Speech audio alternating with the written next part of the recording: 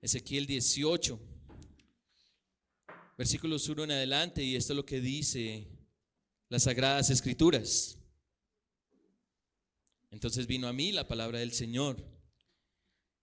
¿Qué quieren decir ustedes al usar este proverbio acerca de la tierra de Israel que dice: los padres comen las uvas agrias y los dientes de los hijos tienen la dentera? Vivo yo, declara el Señor, que no volverán más a usar este proverbio en Israel. Todas las almas son mías, tanto el alma del Padre como el alma del Hijo, mías son. El alma que peque, esa morirá. Pero el hombre que es justo y practica el derecho y la justicia, no come en los santuarios de los montes, ni levanta sus ídolos sus ojos a los ídolos de la casa de Israel. No deshonra a la mujer de su prójimo, ni se acerca a una mujer durante su menstruación. Ese hombre no oprime a nadie, sino que devuelve al deudor su prenda. No comete robo, sino que da su pan al hambriento y cubre con ropa al desnudo. No presta dinero a interés ni exige con usura. Retrae su mano de la maldad y hace juicio verdadero entre hombre y hombre. También anda en mis estatutos y mis ordenanzas, obrando fielmente. Ese hombre es justo, ciertamente vivirá, declara el Señor Dios. Pero si tiene un hijo violento que derrama sangre y que hace cualquiera de estas cosas a un hermano, aunque el padre mismo no hizo ninguna de estas cosas, también come en los santuarios de los montes y deshonra a la mujer de su prójimo. Además oprime al pobre y al necesitado, comete robo, no devuelve la prenda, levanta sus ojos a los ídolos y comete abominación, también presta interés y exige con usura. ¿Vivirá? No vivirá. Ha cometido todas estas abominaciones, ciertamente morirá. Su sangre será sobre él. Pero si tiene un hijo que observa todos los pecados que su padre ha cometido y viéndolo no hace lo mismo, pues no come en los santuarios de los montes, ni levanta sus ojos a los ídolos de la casa de Israel, ni deshonra a la mujer de su prójimo, no oprime a nadie, ni retiene la prenda, ni comete robo, sino que da su pan al hambriento y cubre al desnudo con ropa. Además retrae su mano del pobre, no cobra interés ni usura, cumple mis ordenanzas y anda en mis estatutos. Ese hijo no morirá por la iniquidad de su padre, sino que vivirá. Su padre, que practicó la extorsión, robó a su hermano e hizo lo que no era bueno en medio de su pueblo, morirá por su iniquidad. Y ustedes dicen: ¿por qué no carga el hijo con la iniquidad de su padre? Cuando el hijo ha practicado el derecho y la justicia, ha observado todos mis estatutos y los ha cumplido, ciertamente vivirá. El alma que peque, esa morirá. El hijo no cargará con la iniquidad del padre, ni el padre cargará con la iniquidad del hijo. La justicia del justo será sobre él, y la maldad del impío será sobre él. Pero si el impío se aparta de todos los pecados que ha cometido, guarda todos mis estatutos y practica el derecho y la justicia, ciertamente vivirá, no morirá. Ninguna de las transgresiones que ha cometido le serán recordadas. Por la justicia que ha practicado, vivirá. ¿Acaso me complazco yo en la muerte del impío? Declara el Señor Dios, y no en que se aparte de sus caminos y viva. Pero si el justo se aparta de su justicia y comete iniquidad, actuando conforme a todas las abominaciones que comete el impío, ¿vivirá? Ninguna de las obras justas que ha hecho le serán recordadas. Por la infidelidad que ha cometido y el pecado que ha cometido, por ellos morirá. Y ustedes dicen: no es recto el camino del Señor. Oigan ahora, casa de Israel, ¿no es recto mi camino? ¿No son los caminos de ustedes los que no son rectos? Cuando el justo se aparta de su justicia, comete iniquidad y muere a causa de ello, muere por la iniquidad que ha cometido. Y cuando el impío se aparta de la maldad que ha cometido y practica el derecho y la justicia, salvará su vida, porque consideró y se apartó de todas las transgresiones que había cometido, ciertamente vivirá, no morirá. Pero la casa de Israel dice: el camino del Señor no es recto. ¿No son rectos mis caminos, oh casa de Israel? ¿No son los caminos de ustedes los que no son rectos? Por tanto, los juzgaré a cada uno conforme a su conducta, oh casa de Israel, declara el Señor Dios. Arrepiéntanse y apártense de todas sus transgresiones, para que la iniquidad no les sea piedra de tropiezo. Arrojen de ustedes todas las transgresiones que han cometido y háganse un corazón nuevo y un espíritu nuevo. ¿Por qué han de morir, casa de Israel? Pues yo no me complazco en la muerte de nadie, declara el Señor Dios. Arrepiéntanse y vivan. El Señor bendiga su palabra. Quizá hemos visto escenas en donde hay una misión especial y peligrosa, y entonces algún héroe dice: yo voy. Pero ese héroe no está solo. Hay otros que se unen diciendo: yo voy contigo. ¿Ha visto esas escenas en alguna película? ¿En alguna novela? Ahora, es ese grupo, ¿no?, el que está dispuesto a cumplir con la misión. Todos se empoderan de la causa. Y ante el fracaso de la misión, porque en las películas la misión no fracasa, pero cuando fracasa, hay dos posibilidades.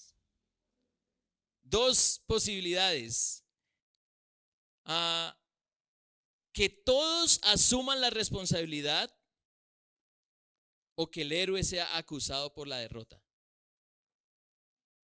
Hay quienes se solidarizan con el héroe, ¿no?, y le dicen: no fue tu culpa, fue la culpa de todos. ¿Lo has escuchado? Y eso suena bien, ¿no? Alentar al líder de la misión que fracasó. Pero la otra opción es que señalen al héroe, ¿no? Fue por tu culpa que todo salió mal. Y como que eso suena menos amable y considerado. Y puede que el héroe haya hecho las cosas bien, el héroe haya cumplido con su deber, pero los demás no. Igual el héroe es el responsable de la misión. Y escenas como estas nos ayudan a entender mejor el contexto de este texto, en donde hay una idea corporativa, pero también hay una idea individual. ¿Cuál es la idea corporativa? Si hemos puesto atención a lo que llevamos de Ezequiel, vemos que Dios señala una y otra vez al pueblo por su pecado. Lo hace de manera grupal, lo hace de manera corporativa, como nación. Y sabemos que para Israel la identidad corporativa es muy importante. Lo que pasaba con un individuo afectaba a todos. Esa es la idea corporativa. Pero, ¿cuál es la idea individual? Bueno, por la Biblia sabemos que la naturaleza humana está provista de una capacidad para no asumir sus propias responsabilidades. Si usted ha leído la Biblia en Génesis 3, es claro ese hecho. Eva come del fruto, le da a su marido, rompen la relación con Dios, pero también se rompe la relación entre ellos. Y cuando Dios llama a cuentas al hombre, ¿qué es lo que le dice el hombre? La mujer que me diste por compañera me dio de comer, ¿cierto? Y llama a cuentas a la mujer, y entonces, ¿a quién le echa la culpa? A la serpiente. La serpiente me tentó y yo comí. Y todo eso nos ayuda a entender por qué el Señor cuestiona el proverbio del versículo 2.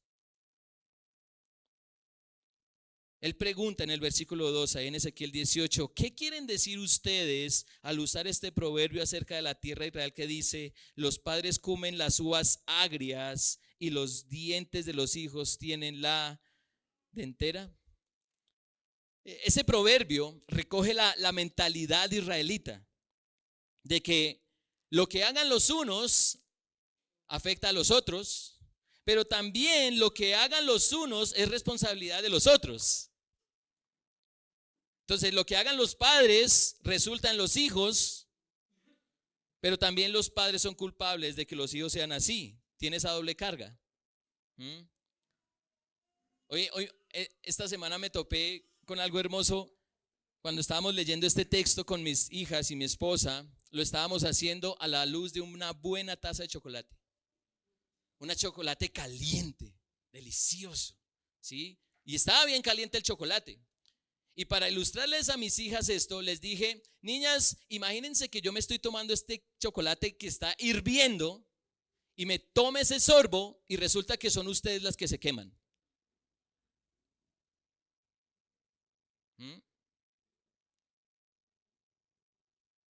Pero también les decía a ellas, ahora ustedes tomen el chocolate que está bien caliente y háganlo con cuidado, pero si ustedes se queman no me van a echar la culpa a mí, porque ustedes son las que están tomando el chocolate. Ay, papi, pero ¿por qué nos diste chocolate? Y ante eso, el Señor ha determinado algo. Versículo 3. Vivo yo, declara el Señor Dios, que no volverán a usar más este proverbio en Israel. No se va a usar más. Hay algo en este dicho que no está bien. Y en ese sentido, el libro de Ezequiel en este punto muestra una progresión. La pregunta es, ¿qué pensamiento errado hay en Israel que necesita ser corregido? Y hermanos, puede que de entrada no nos identifiquemos de inmediato con este proverbio, pero en la práctica tenemos la misma concepción. Tendemos a ver muchas cosas corporativamente sin considerar la responsabilidad individual. Y también se nos dificulta reconocer nuestros propios pecados apuntando la responsabilidad a los demás. Así que el cultivar el arrepentimiento ante esta actitud se hace necesario. Se hace necesario, ya que al final la consecuencia está entre la vida o la muerte. Entre la vida o la muerte. Así que, mis hermanos y amigos, desarrollemos el arrepentimiento para que vivamos. Desarrollemos el arrepentimiento para que vivamos. Todos los días pecamos. Todos los días pecamos y podemos ser tentados a ser indiferentes a las consecuencias para nosotros mismos, así como culpar a otros por nuestras propias transgresiones. Así que, ¿cómo nos ayuda el texto a producir en nosotros una actitud de arrepentimiento para que vivamos? Necesitamos comprender tres cosas. La primera, la responsabilidad individual. Segundo, el cambio individual. Y tercero, el juicio individual. En este texto, el Señor hace una y permítanme en el término, y padres ayúdenle a los niños a explicar este término, una individualización de su pueblo. Es decir, describe algo particular de cada persona para diferenciarlo de los demás. Hasta el momento, y si han sido buenos lectores de Ezequiel y si nos hemos dado cuenta, hasta el momento el Señor ha hablado en plural. En plural. Pero llegamos al punto en que el énfasis es singular. ¿Y por qué el énfasis es singular? ¿Por qué? Bueno, porque hay una responsabilidad individual. Hay una responsabilidad individual. La mentalidad colectiva que tienen los israelitas es reducida al detalle con esta verdad. ¿Cuál verdad? Versículo 4. Todas las almas son mías, tanto el alma del Padre como el alma del Hijo, mías son. Cada alma humana le pertenece a Dios y por lo tanto Dios conoce perfectamente a cada ser humano. Pero para atacar el proverbio o el popular proverbio, el Señor complementa esta idea con algo contundente. ¿Qué es lo contundente? Versículo 4. Todas las almas son mías, tanto el alma del Padre como el alma del Hijo mías son. El alma que peque, esa morirá. Esa morirá. Y esta idea se repite en el versículo 20. Miren el versículo 20. El alma que peque, esa morirá. Esa morirá. Ahora, ¿qué hay entre el versículo 4 y el versículo 20? ¿Qué hay dentro de esos dos panes, cierto? ¿Qué hay ahí entre el versículo 4 y el versículo 20? Bueno, está la forma en la que el Señor explica por qué el alma que peca muere. En principio, recoge una lista de mandatos que hacen parte de lo que el texto define como, y mucha atención a esto, practicar, hacer la justicia. Versículo 5. Pero el hombre que es justo y practica el derecho y la justicia. Y de los versículos 5 al 9 están las formas en que se manifiesta esa justicia. Y luego de los versículos 10 al versículo 13 hay un contraste a la práctica de esa justicia. Hay un contraste. Del 5 al 9, ¿qué es el derecho y la justicia? Y luego, lo que no es el derecho y la justicia. Lo interesante es que habla del Hijo del justo. Es decir, el Padre practicó la justicia, pero el Hijo no. Los primeros versículos 5 al 9, el Padre hizo el derecho y la justicia, practicó el derecho y la justicia. Pero del 10 adelante, el Hijo no. Ahí hay una individualización. El Padre se caracteriza por hacer la justicia, el Hijo se caracteriza por hacer la injusticia. De los versículos 14 al 18 hay una presentación similar, casi que es un espejo, pero en esta ocasión el Hijo es el que hace el bien, a pesar de que su Padre ha hecho el mal. Entonces, en la primera parte, el Padre ha practicado la justicia, el Hijo ha practicado la injusticia. Y en la segunda parte, el Padre ha hecho la injusticia y el Hijo ha cumplido con la justicia, ha hecho lo bueno.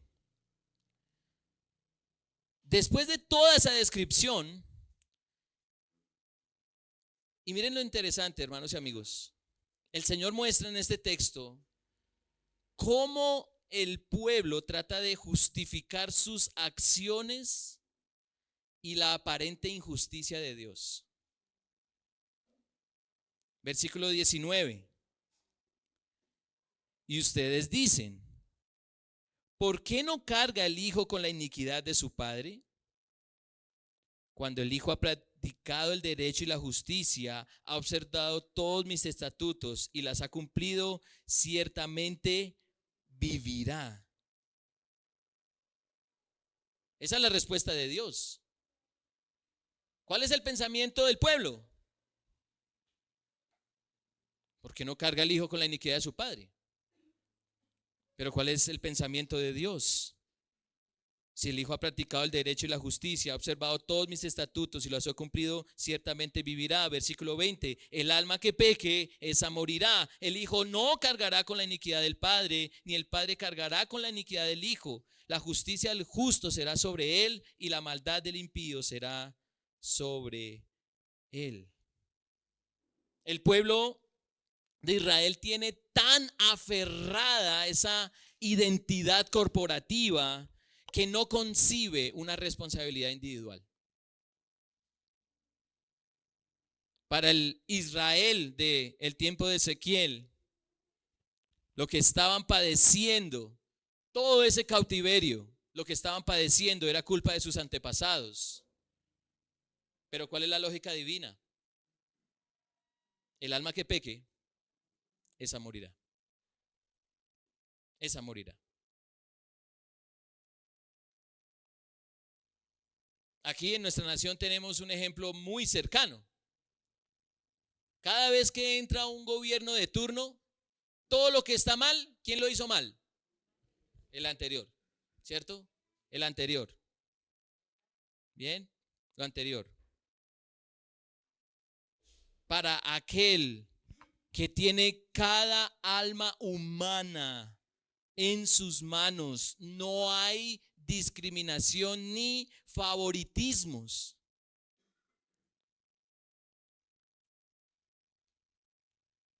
¿Usted ha leído el libro de Números? En la Biblia hay un libro que se llama Números.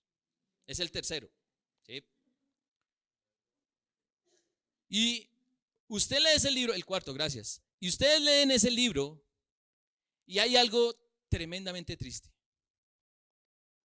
Moisés, con 80 años de edad, habiendo sido usado por el Señor para liberar al pueblo de Egipto, el que es llamado en la Biblia amigo de Dios y hablaba con él cara a cara. Moisés, por haber pecado, no entró a la tierra prometida. No entró. Existe una responsabilidad individual ante Dios. ¿Es justo que yo me tome el chocolate caliente y mi hija experimente la quemadura sin que a mí me pase nada? De hecho, hasta la escena es ilógica. Y por supuesto que el pecado tiene repercusiones, y yo con eso, y voy a ser muy claro en los conceptos, tiene repercusiones sobre otros, pero no de las mismas dimensiones como las que yo debería experimentar. Sería lamentable que cada uno de nosotros pecáramos y el castigo fuera sobre otros sin que a nosotros nos pasara nada. Por eso, mis hermanos y amigos, la mayor de las injusticias fue la muerte del Hijo de Dios. Porque Él murió siendo perfecto y justo, practicando el derecho y la justicia, y murió por mí, que era un impío, imperfecto, pecador, transgresor. Mi pecado fue sobre Él, para que Él muriera, no yo. De otra manera estaría condenado. Porque el alma que peque, esa morirá. Jesús murió mi muerte para que yo viviera su vida. Y es el que cree individualmente en Cristo, el que tiene salvación. Y miren cómo en el texto que estoy seguro aquí casi todos saben, está esa idea corporativa individual. Juan 3:16. De tal manera amó Dios al mundo que ha dado a su Hijo unigénito para que todo aquel que en él cree no se pierda, sino que tenga vida eterna. Ahí está la idea corporativa y la idea individual, ¿cierto? El que confía en Cristo tiene su justicia y practica su justicia y por eso vivirá. Necesitamos, familia, desarrollar el arrepentimiento para que vivamos, porque Cristo murió por un pueblo, pero hay una responsabilidad individual en el que cree. Como iglesia hemos defraudado muchas veces al Señor, pero la responsabilidad es individual, a la luz de lo que hacemos diaria y personalmente. Yo, tú. Cada uno de nosotros somos un alma para Dios y Él está observando cada detalle individualmente. Como pastor, yo tengo la responsabilidad de comunicarles todo el consejo de Dios. Aquí todos somos un cuerpo, una congregación. Estamos reunidos corporativamente escuchando la palabra de Dios, pero yo no decido por ustedes. Yo no decido por ustedes. Yo no decido por ti, ni por ti, ni por ti. Y tú no decides por mí. Hay una responsabilidad individual. Hay una responsabilidad individual. Este proverbio dejémoslo en otras prácticas, aunque deberíamos corregirla. Como por ejemplo, como ese candidato ya va a ganar, entonces yo no voto. ¿Le ha pasado eso por la mente? Bueno, entonces vamos bien. Pero en el cuerpo de Cristo no puede pasar eso. Cuando se va a decidir, por ejemplo, acerca de una doctrina, acerca de una ordenación pastoral o acerca de un nombramiento de un diácono, en la iglesia de Dios no puede pasar eso, porque somos una embajada del reino de los cielos y hay una responsabilidad individual. Aún así, el alma que peque, esa morirá. Sumado a esto, también hay un cambio individual. Hay un cambio individual. De los versículos 21 al 23, hay una individualización del cambio para bien, y en el versículo 24 una individualización. ¿Lo dije bien? Entonces, ¿por qué se ríen? Individualización para mal. Gracias, hermanos. Miremos el texto, versículo 21. Pero si el impío se aparta de todos los pecados que ha cometido, guarda todos mis estatutos y practica el derecho y la justicia, ciertamente vivirá, no morirá. Ninguna de las transgresiones que ha cometido le serán recordadas. Por la justicia que ha practicado, vivirá. ¿Acaso me complazco yo en la muerte del impío, declara el Señor Dios, y no en que se aparte de sus caminos y viva? Ahora el contraste, versículo 24. Pero si el justo se aparta de su justicia y comete iniquidad, actuando conforme a todas las abominaciones que comete el impío, ¿vivirá? Ninguna de las obras justas que ha hecho le serán recordadas. Por la infidelidad que ha cometido y el pecado que ha cometido, por ellos morirá. aún el cambio en una persona, aún el cambio en una persona sigue teniendo un carácter individual. Para el Señor, el que se aparta de la justicia muere. Y el que se vuelve a la justicia vive. Nosotros no tenemos un proverbio como el de Ezequiel 18, pero sí tenemos uno y usted lo puede escuchar hasta en la televisión. Puede morirse el narcotraficante más despiadado. ¿Y saben qué dice la gente en la entrevista? Es que era un buen hombre.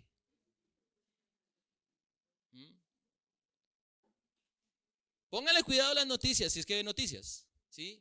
Cuando se muere alguien, es que era tan bueno.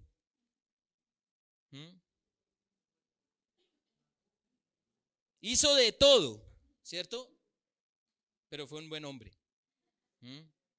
Fue un buen hombre. Ahora, ¿hasta dónde puede llegar una concepción errada?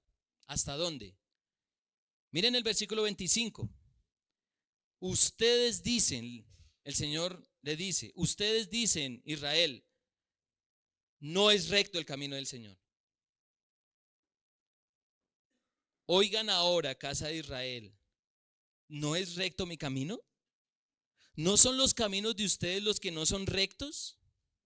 Cuando el justo se aparta de su justicia, comete iniquidad y muere a causa de ello, muere por la iniquidad que ha cometido. Y cuando el impío se aparta de la maldad que ha cometido y practica el derecho y la justicia, salvará su vida, porque consideró y se apartó de todas las transgresiones que había cometido. Ciertamente vivirá, no morirá, pero la casa de Israel dice, el camino del Señor no es recto.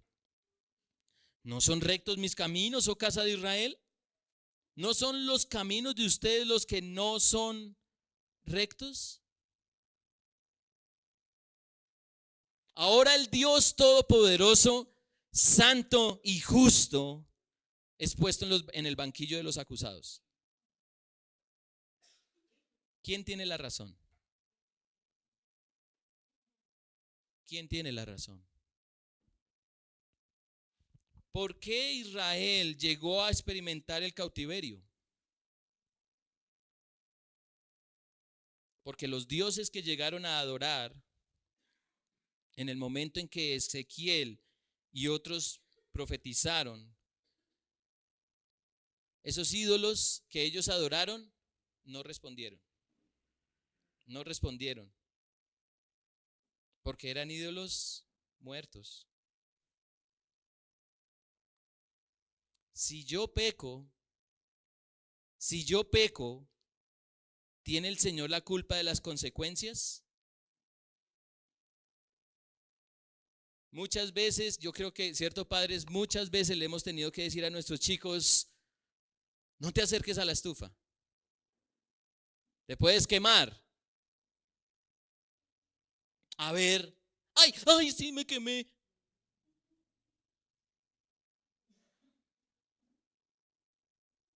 ¿Quién está en lo correcto? ¿Quién está en lo correcto?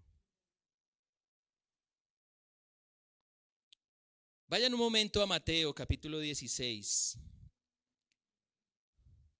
Busquen allí en sus Biblias Mateo 16.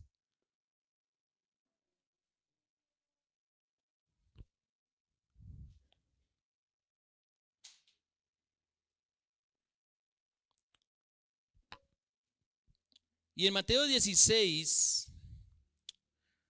vemos uno de los varios anuncios que el Señor hace de su muerte y su resurrección a los discípulos. De hecho, la declaración del Señor a los discípulos es necesario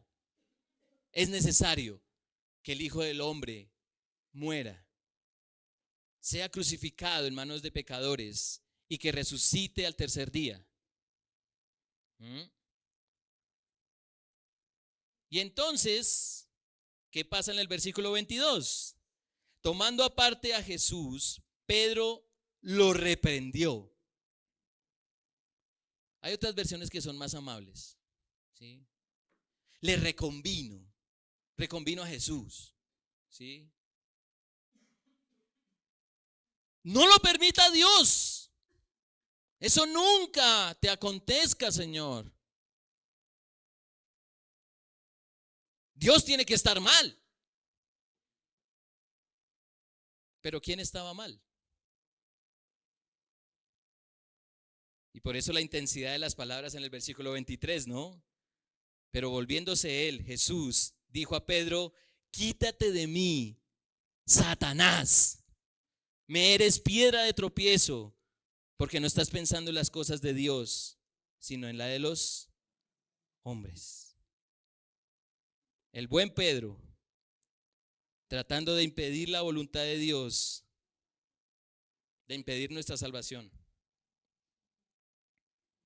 Cristo debía morir para que Él derramara su sangre y tuviéramos perdón de pecados, para que al resucitar pudiera ser un vivo intercesor por nosotros, que nos creemos la mentira de que nosotros estamos bien, Dios está mal y los demás también están mal. El único que está bien soy yo. Como el papá de Matilda. Tú estás mal, yo estoy bien. ¿Sí se vieron Matilda?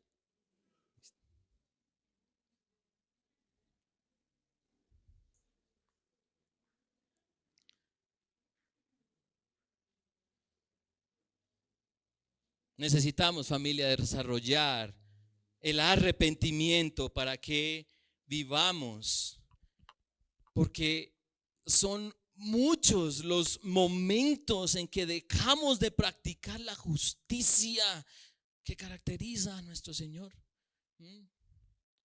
En este punto toma mucho peso el texto que leímos de manera congregacional. ¿Lo recuerdan? Miren, y ahí está, otra vez, la idea corporativa y la idea individual.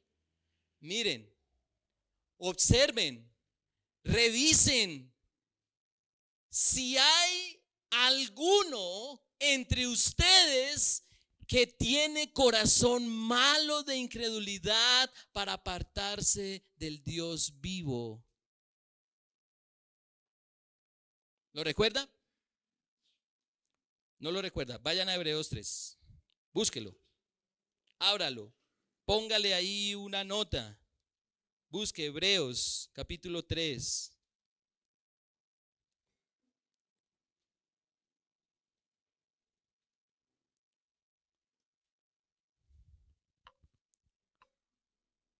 Versículos 12 al 14. Tengan cuidado, hermanos. No sea que en alguno de ustedes, uno, haya un corazón malo de incredulidad para apartarse del Dios vivo. Antes, exhórtense los unos a los otros cada día, mientras todavía se dice hoy. No sea que alguno, otra vez, el señalamiento individual, no sea que alguno de ustedes sea endurecido por el engaño del pecado. Porque somos hechos partícipes de Cristo si es que retenemos firme hasta el fin el principio de nuestra seguridad.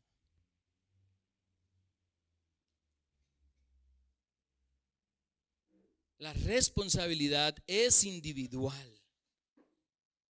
El cambio es individual, pero la preocupación es colectiva.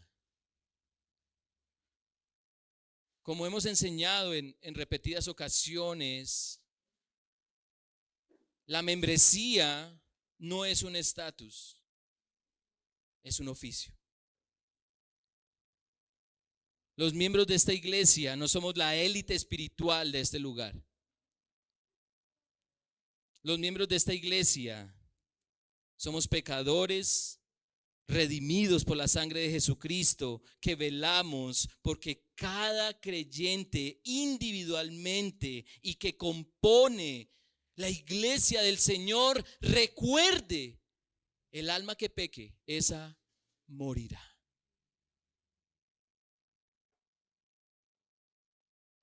Y espero que hasta este punto del sermón entendamos el final nefasto, no para el que peca, sino para quien practica el pecado. Porque todos pecamos ocasionalmente, porque esa es nuestra naturaleza, la cual Cristo, por el poder de su Espíritu, va transformando en nosotros individualmente. Pero quien peca deliberada, consciente, intencional e impenitentemente va a morir y morir eternamente.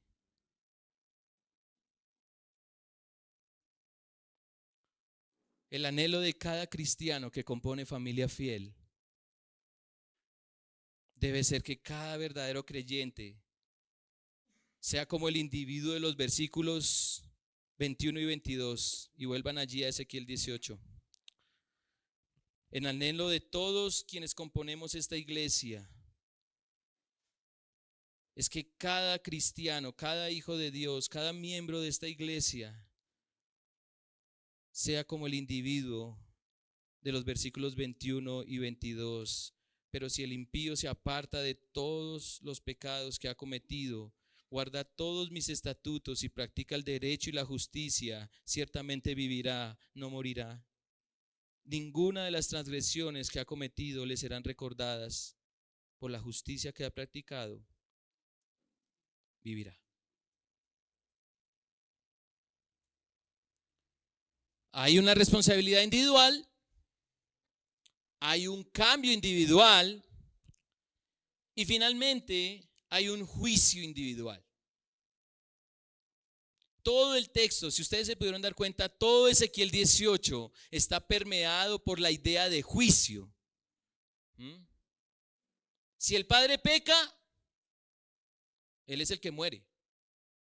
Si el hijo peca, ¿quién muere? El hijo. Si el padre practica la justicia, él es el que vive. Y si el hijo practica la justicia, él es el que vive. Esa es la tesis del texto. Y miren cómo lo condensa el versículo 30 en Ezequiel 18. Por tanto, los juzgaré a cada uno conforme a su conducta, oh casa de Israel. Así que, si el juicio es individual, ¿qué esperaba Dios de cada alma? ¿Qué espera Dios? Sigue diciendo el versículo 30. Arrepiéntanse y apártense de todas sus transgresiones para que la iniquidad no les sea piedra de tropiezo.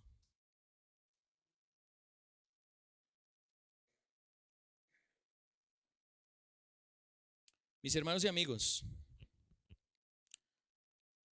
¿ustedes serían capaces de tirarse de paracaídas? O de pronto de parapente. Es más bajito, la caída es más suave.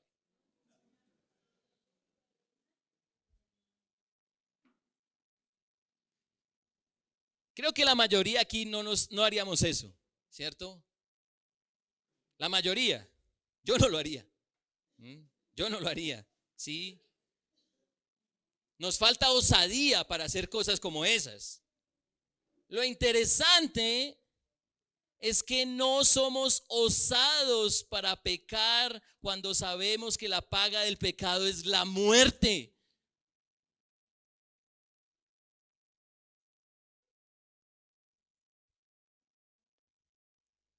El Señor destruyó el proverbio israelita. ¿Qué le pide entonces?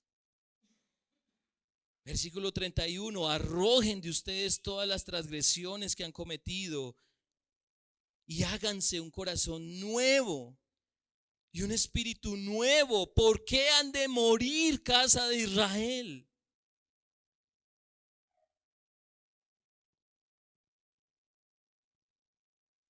Y espero que todos se hagan esta pregunta. ¿Cómo puede hacerse eso? ¿Cómo puede hacerse eso? ¿Cómo puedo abandonar el pecado y tener un corazón y espíritu transformados? ¿Cómo? ¿Cómo? ¿Ha intentado usted por sí mismo hacerse a un espíritu nuevo? ¿A un espíritu nuevo? ¿Un espíritu que se ajuste a la voluntad de Dios? ¿Lo ha intentado por sí mismo?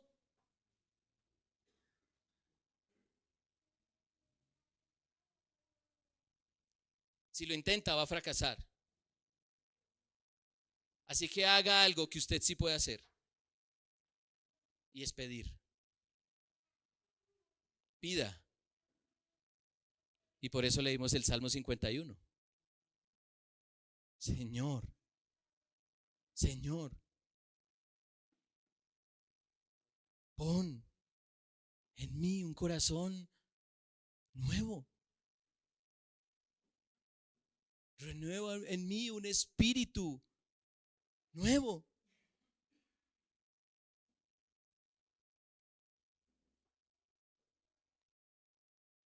Esa pregunta de cómo puede hacerse eso, la hizo alguien mucho antes de nosotros, y fue Nicodemo, hablando con nuestro Señor Jesucristo en Juan 3.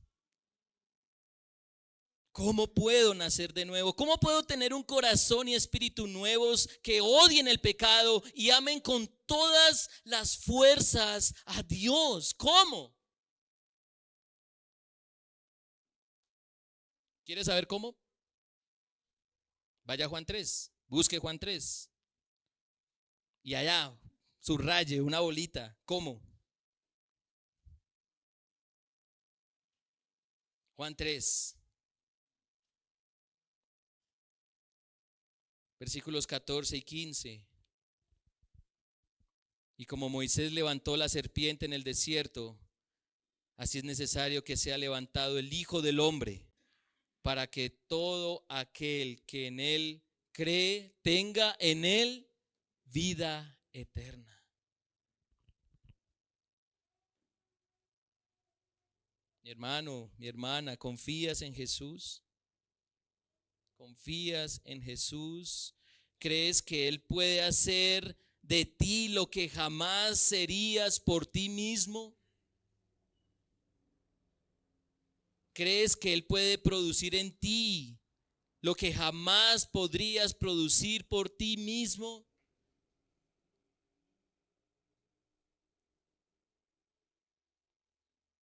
¿Puedes creer que solo confiando plenamente en Cristo puedes llegar a abandonar el pecado y llegar a ser un hijo de Dios que practica la justicia? Solo creyendo.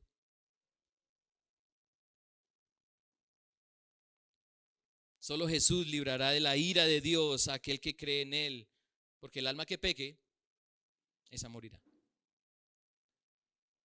Pero el alma que viva en constante arrepentimiento, abandonando el pecado, dejándolo cada vez más atrás, va a vivir, vivirá. Solo es posible practicar la justicia de Cristo si hemos experimentado su justicia. Solo es posible desarrollar el arrepentimiento para que vivamos si somos conscientes de que yo, no mi cónyuge, no mis hijos, no mi vecino, yo, como pecador, yo soy el pecador, quien llevará todo el peso de la condenación si no me arrepiento. Soy yo.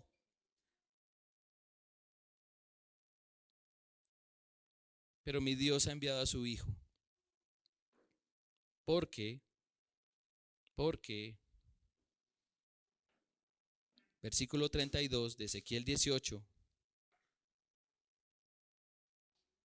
yo no me complazco en la muerte de nadie, declara el Señor Dios. Arrepiéntanse y vivan.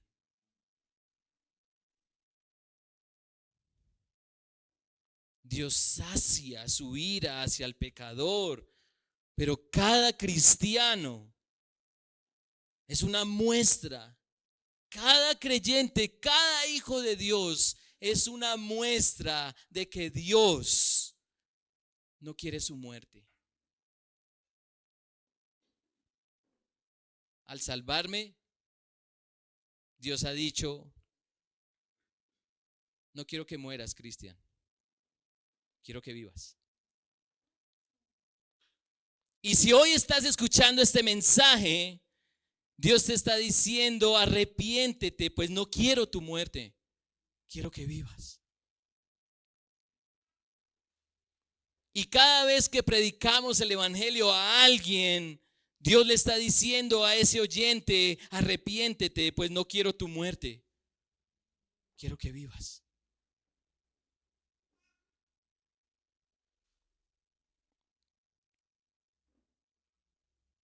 ¿Por qué deberíamos entonces desarrollar una vida de arrepentimiento?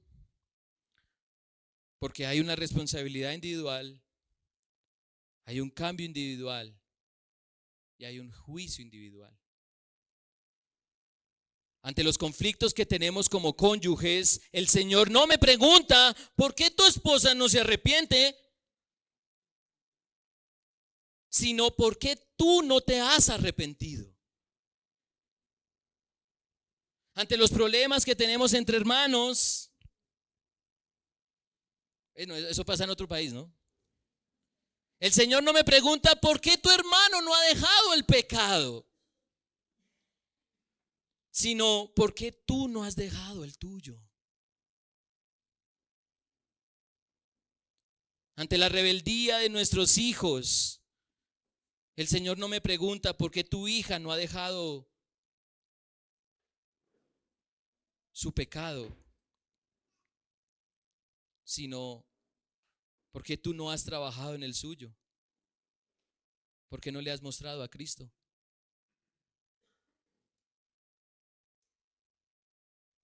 Queridos miembros de Familia Fiel, el Señor no, y lo voy a decir individualmente, en singular, el Señor no te va a preguntar por qué tu hermano está pecando,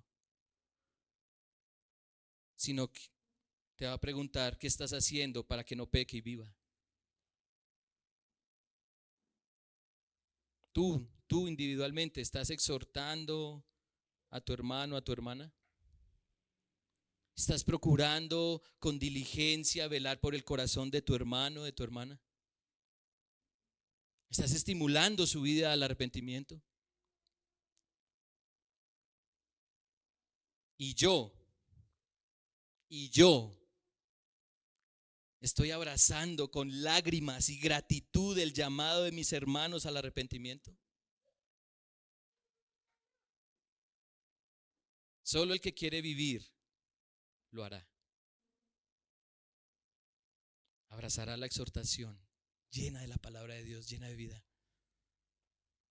Solo el que desarrolla una vida de arrepentimiento es porque anhela vivir eternamente junto a su Señor y Dios.